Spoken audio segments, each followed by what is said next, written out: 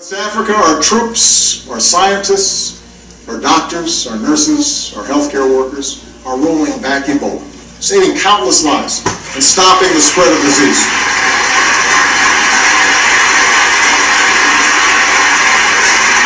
I could not be prouder of them. And I thank this Congress for your bipartisan support of their efforts. But the job is not yet done. And the world needs to use this lesson to build a more effective global effort to prevent the spread of future pandemics, invest in smart development, and eradicate extreme poverty.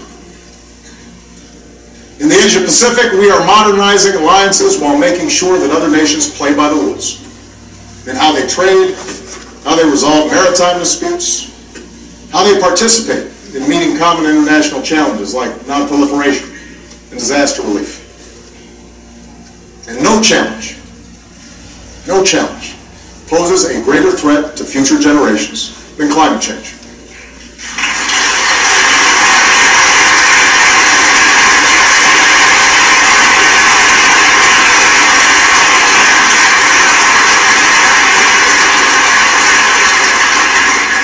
In 2014 was the planet's warmest year on record.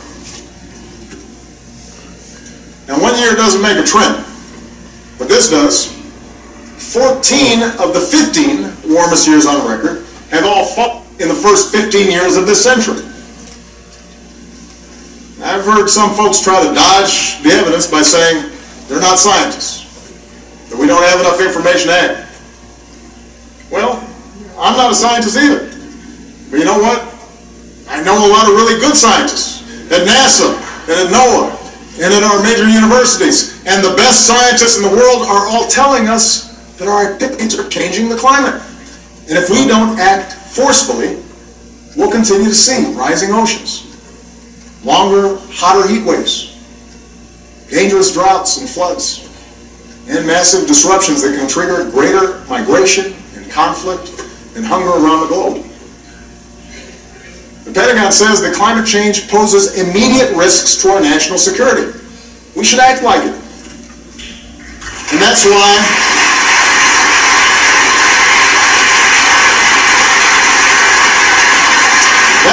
over the past 6 years, we've done more than ever to combat climate change, from the way we produce energy to the way we use it. That's why we've set aside more public lands and waters than any administration in history. And that's why I will not let this Congress endanger the health of our children by turning back the clock on our efforts. I am determined to make sure that American leadership drives international action.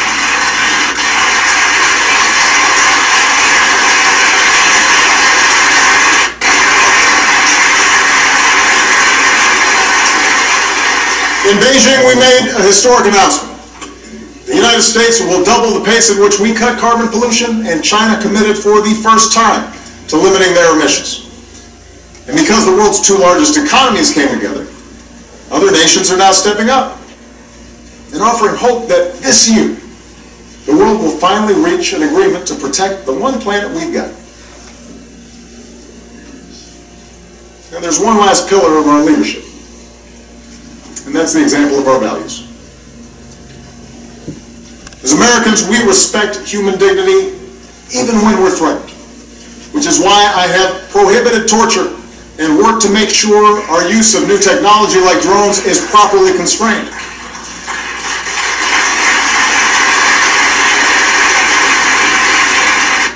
It's why we speak out against the deplorable anti-Semitism that has resurfaced in certain parts of the world.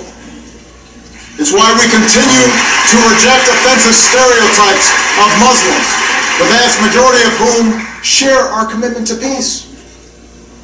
That's why we defend free speech and advocate for political prisoners and condemn the persecution of women or religious minorities or people who are lesbian, gay, bisexual, or transgender. We do these things not only because they are the right thing to do, but because ultimately they will make us safer.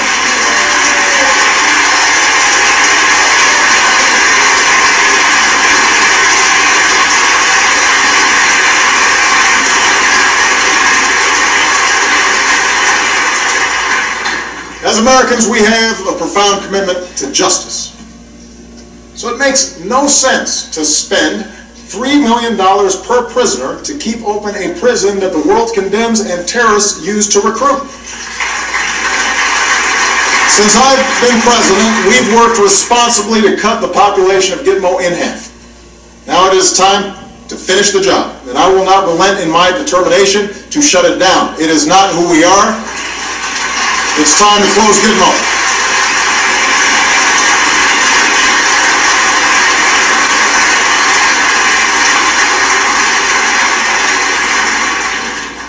As Americans, we cherish our civil liberties.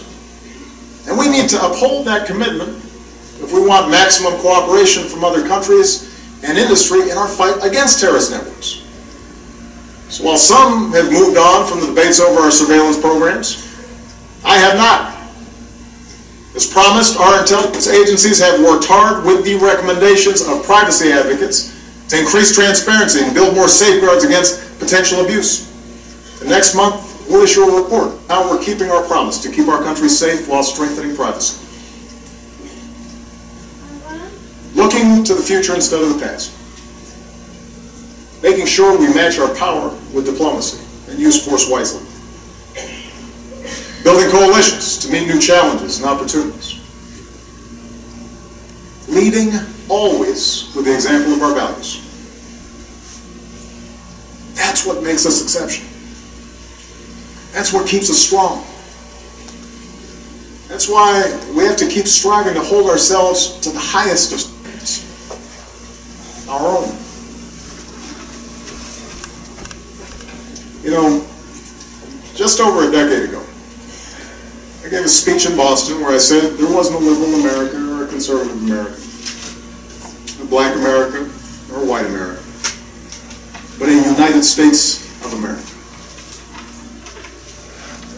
I said this because I had seen it in my own life. In a nation that gave someone like me a chance.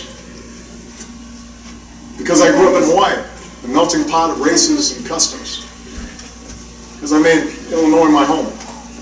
The state of small towns, rich farmland, one of the world's great cities. A microcosm of the country where Democrats and Republicans and independents, good people, of every ethnicity and every faith, share certain bedrock. Over the past 6 years, the pundits have pointed out more than once that my presidency hasn't delivered on this vision. How ironic, they say, that our politics seems more divided than ever. It's held up as proof, not just of my own flaws, of which there are many, but also as proof that the vision itself is misguided, naive, that there are too many people in this town who actually benefit from partisanship and gridlock for us to ever do anything about it. I know how tempting such cynicism may be, but I still think the cynics are wrong. I still believe that we are one people. I still believe that together we can do great things, even when the odds are long. I believe this because over and over in my 6 years in office, I have seen America at its best. I've seen the hopeful faces of young graduates from New York to California, our newest officers at West Point, Annapolis, Colorado Springs, New London.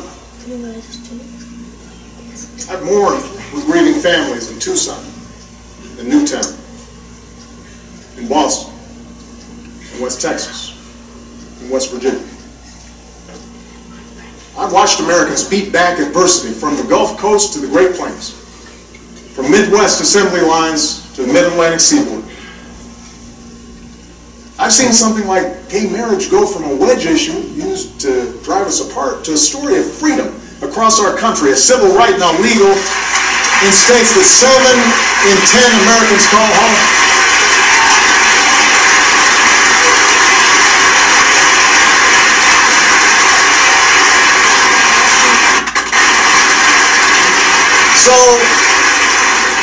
So I know the good and optimistic and big-hearted generosity of the American people, who every day live the idea that we are our brother's keeper and our sister's keeper. And I know they expect those of us who serve here to set a better example. So the question for those of us here tonight is how we, all of us, can better reflect America's hopes. I've served in Congress with many of you. I know many of you will. There are a lot of good people here on both sides of the aisle. And many of you have told me that this isn't what you signed up for. Are you going to ask each other on cable shows? The constant fundraising? Always looking over your shoulder at how the base will react to every decision? Imagine if we broke out of these tired old patterns. Imagine if we did something different. Understand, a better politics isn't one where Democrats abandon their agenda or Republicans simply embrace mine. A better politics is one where we appeal to each other's basic decency instead of our basest fears. Better politics is one where we debate without demonizing each other. Where we talk issues and values and principles and facts rather than gotcha moments or trivial gaffes or fake controversies that have nothing to do with people's daily lives.